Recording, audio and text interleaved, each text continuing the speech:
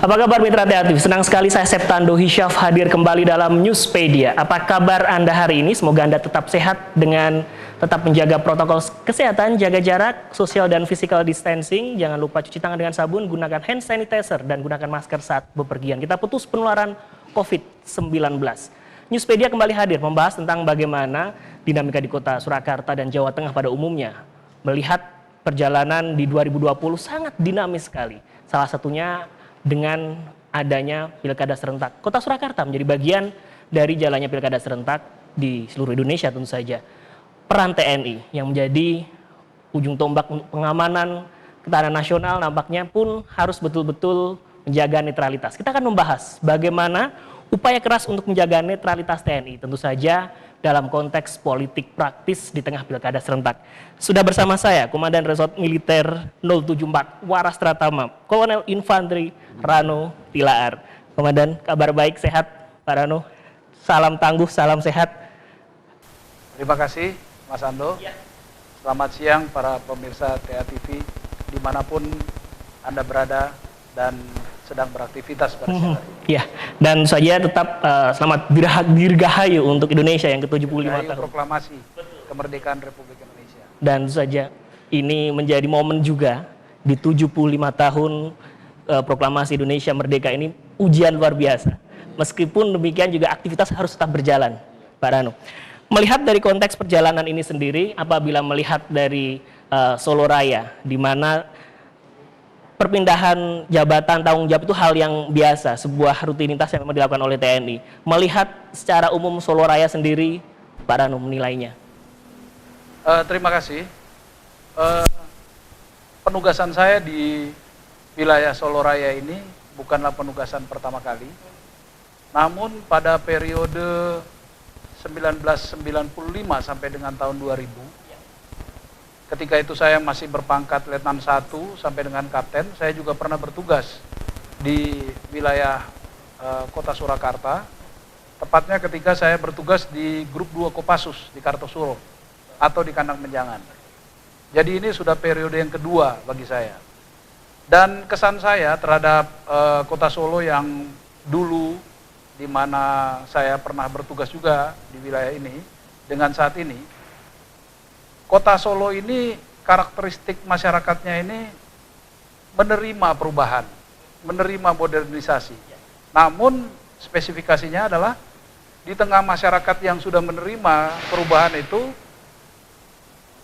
mereka juga masih mempertahankan nilai-nilai budaya dan tradisi yang konvensional.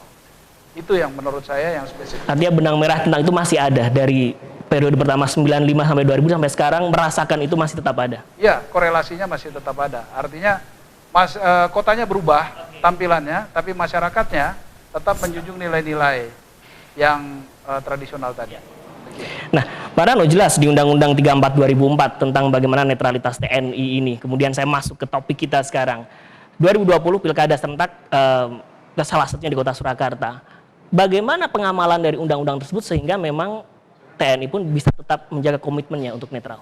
Ya. Jadi sebenarnya di atas undang-undang ada yang dinamakan ketetapan MPR atau TAP MPR. TAP MPR nomor 6 nomor 7 itu memisahkan fungsi antara fungsi keamanan dengan fungsi pertahanan. Dan TAP MPR nomor 7 lebih spesifik mengatakan bahwa kewenangan ataupun leading sektor keamanan itu adalah di tangan Kepolisian Republik Indonesia. Sedangkan leading sektor pertahanan itu adalah di institusi Tentara Nasional Indonesia. Nah, sehingga dari penjabarannya itu maka lahirlah Undang-Undang nomor 34 tahun 2004 yang mana di dalamnya merupakan undang-undang yang secara spesifik mengatur tentang netralitas TNI.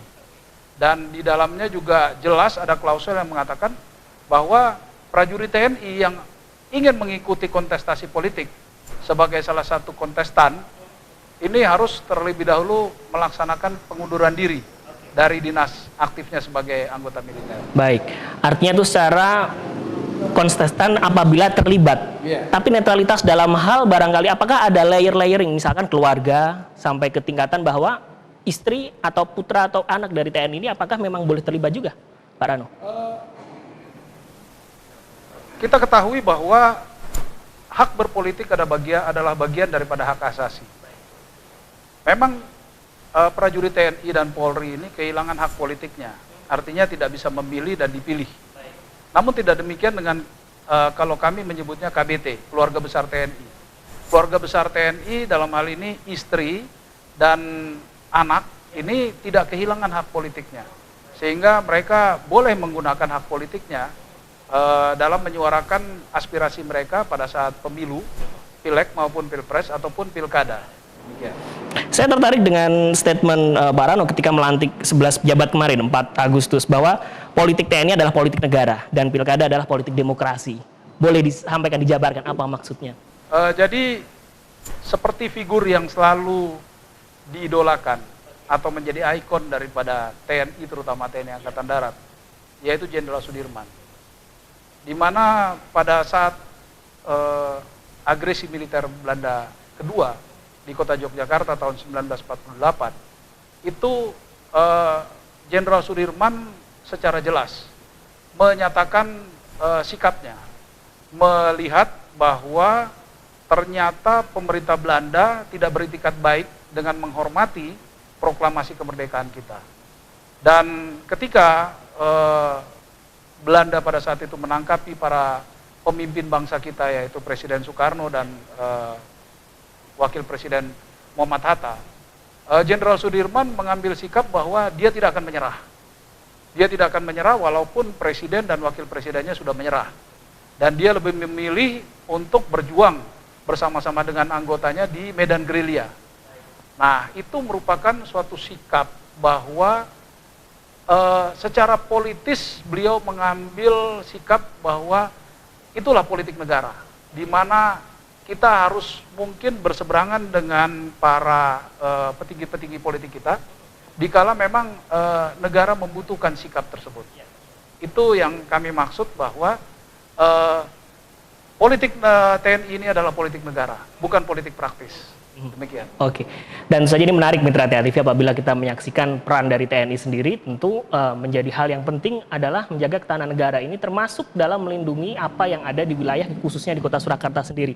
Melihat kondisi yang ada, apakah ada sebuah katakanlah sanksi yang tegas terkait netralitas itu sendiri apabila dilanggar? Sanksi jelas, sanksi atau menurut hukum disiplin militer, sanksi untuk prajurit TNI yang melanggar kode etik ini, yang pertama seperti kita ketahui ada pentahapannya, yaitu yang paling terbawah itu adalah kumplin atau hukum disiplin. Nah, hukum disiplin ini dilakukan secara internal, yang menghukum juga adalah atasan langsungnya. Namun apabila ini sudah merugikan unsur-unsur yang berada di luar daripada institusi TNI, maka yang bersangkutan akan melalui proses yang kita sebut dengan dilmil atau pengadilan militer. Nah, pengadilan militer ini tentunya hampir sama seperti pengadilan umum biasa, yaitu ada tahap penyidikan, kemudian tahap pengadilan. Dan tahap ini dilaksanakan oleh POM TNI, melakukan penyelidikan dan penyidikan. Selanjutnya apabila berkas-berkasnya sudah mencukupi, maka kasus ini akan dilanjutkan ke auditor militer atau jaksa militer. Dan selanjutnya nanti diajukan ke pengadilan militer. Selanjutnya nanti dia akan mendapatkan hukuman, dan hukuman ini tidak saja merupakan hukuman, tetapi juga bukan hukuman fisik, tapi juga ada sanksi-sanksi administrasi. Jadi jelas koridor TNI tentang netralitas ini, bahwa kita memberlakukan sanksi yang keras apabila ada prajurit TNI yang jelas-jelas ketahuan melaksanakan politik praktis. Ukurannya sekarang Pak Rano, karena begini, masyarakat terkadang mencoba menggesekkan hal-hal yang barangkali sebetulnya tidak mengarah ke hal-hal tersebut. Dengan keterlibatan TNI misalkan dalam sebuah kegiatan di tingkat lokal sekali, kemudian hanya untuk menyebarkan isu atau hoax sebenarnya batasan agar masyarakat tahu dikatakan netral dan tidak netral terlepas dari konsentrasi politik. Apakah ada juga sebetulnya? Entah mendukung salah satu pasangan calon dengan hal-hal yang sederhana, menyebarkan sebuah WhatsApp misalkan atau apakah itu termasuk tidak netral untuk TNI sendiri? Yang jelas apabila memberikan dukungan itu menandakan bahwa ada keberpihakan. Bahkan yang dikatakan orang mendukung doa saja itu sudah menunjukkan bahwa ada keberpihakan.